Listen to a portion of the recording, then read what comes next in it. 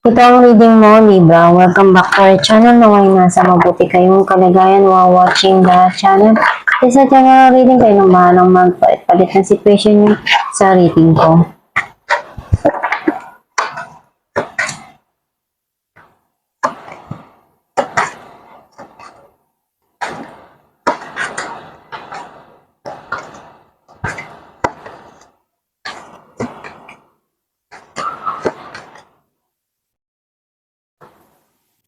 At the bottom of the deck, Ace of Pentacles. I feel like yung energy mo, nasisense ko na may mga bagay ka dito na ginagawa na paraan para mas lalo mo pang mapaunlad yung pamumuhay mo, yung income mo. Mas nagsusumikap ka na ma-achieve mo yung goal mo. And some of you pwedeng tumutulong ka sa mga mahal mo sa buhay or dun sa mga taong nangangailangan ng tulong mo. Ang mensahe ng card mo, nakikita ko na andun yung passion mo to do things na pwedeng makatulong sa'yo to improve your financial and also yung talent mo. Some of you, pwedeng someone sa buhay mo na gustong ipakita yung kanyang affection and yung feelings niya na hindi niya masabi pwedeng sa action niya ipapakita.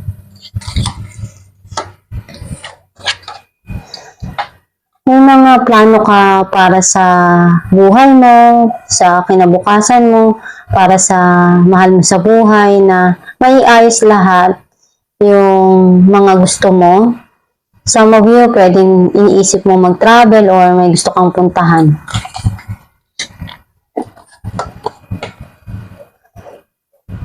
May mga new ideas na nagda-download, dumadating sa'yo. Pwedeng some of you, communication and also clarity do sa mga nangyari sa inyo sa nakaraan.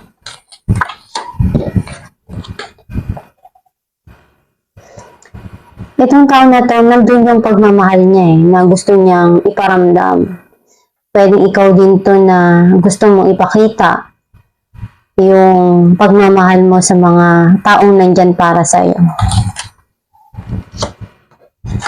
Some of you, pwedeng may darating na mag-offer ng love. Kailangan mo lang talaga na i-balance lahat yung mga nangyayari ngayon sa buhay mo. Habaan pa yung pasensya. Kung may mga kailangan kang pagdesisyonan, pag-isipan mo mabuti para hindi ka magsisi sa huli.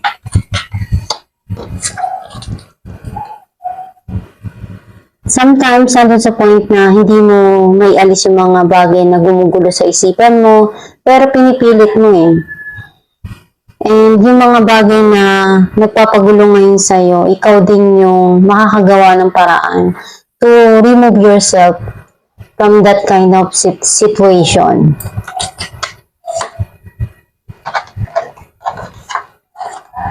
May passion na papasok ngayon sa buhay mo. Itong passion na to pwedeng career na bago or pagkakabisihan mo na project, opportunity. Some of you pwedeng nagkakaroon ng magandang connection dun sa relationship.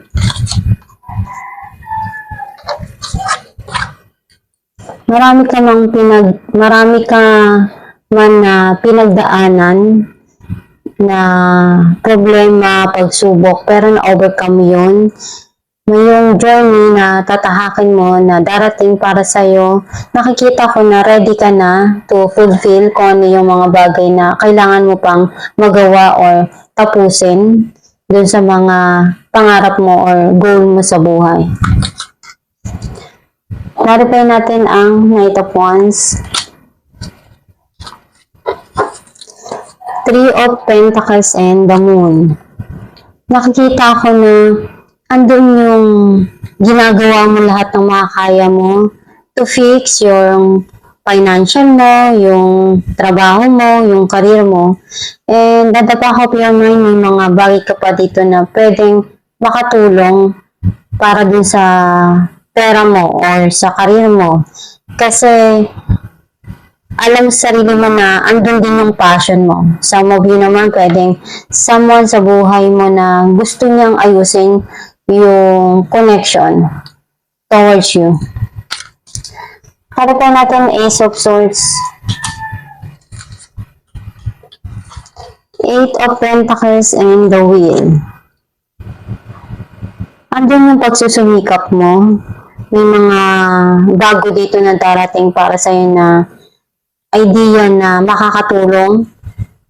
And nagkaroon na ng end of cycle doon sa past, sa mga nangyari sa buhay mo lately. And may papasok na bagong new cycle, some of you. Makikita ko na nandun yung peace of mind. Taripay natin ang Temperance. Nine of Swords and Seven of Swords. Nakita ko dito na nalungkot ka ng sobra.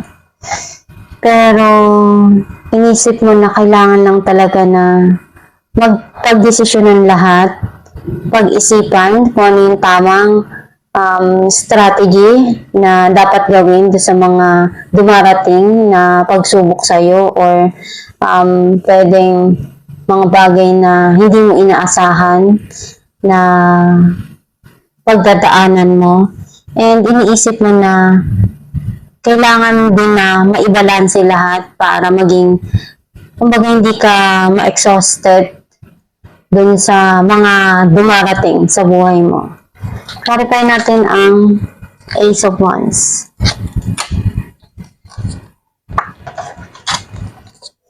Page of Cups and the Sun. Nakikita ko na may mga bagay dito na nagkakaroon na ng heal. Nagiging okay na lahat. May mga gusto ka pang matupad na pangarap or sisimulan na pwedeng opportunity para sa'yo na magiging masaya ka. Clarify natin ang Two of Wands, the Devil, and the Fool. Nakikita ko na andoon yung journey na papasok sa buhay mo ngayon na pinag-iisipan mo, pinagpaplanuhan mo, kung ano pa ba yung pwede mo magawa doon. Kasi alam mo sa sarili mo na yun yung connected ka.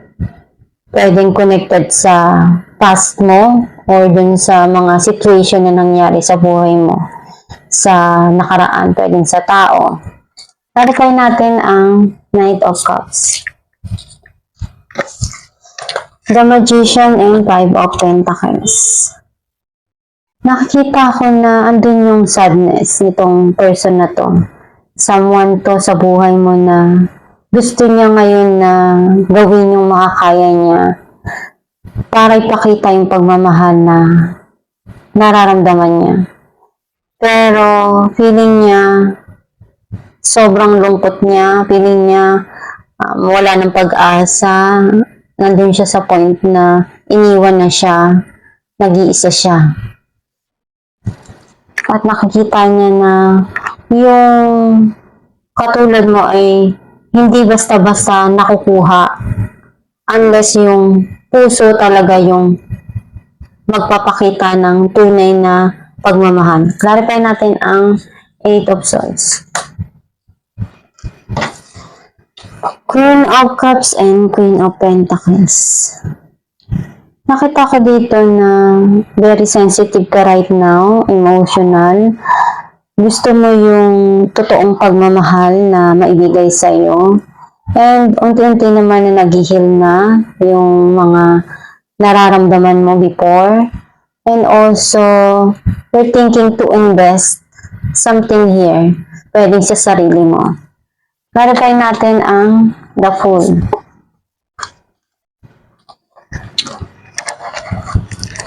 Five of Pentacles and the High Priestess. Andun yung may mga pinagdadaanan ka na pagsubok dun sa nangyari sa buhay mo or right now.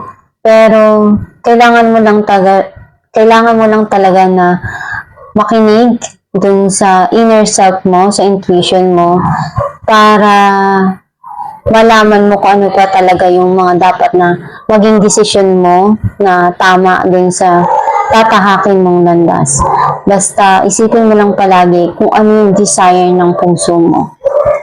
Alamin natin kung ano yung sign ng gabay.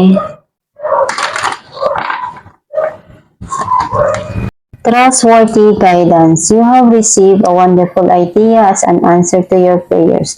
This idea is real and trustworthy. You can safely move forward with it, knowing that we are with you every step of the way. Ask for and be open to receiving our support for anything that you need related to this idea. Ang masay ng iyong gabay na magtiwala ka sa Diyos Ama, sa gabay mo at sa universe na tutulungan ka nila.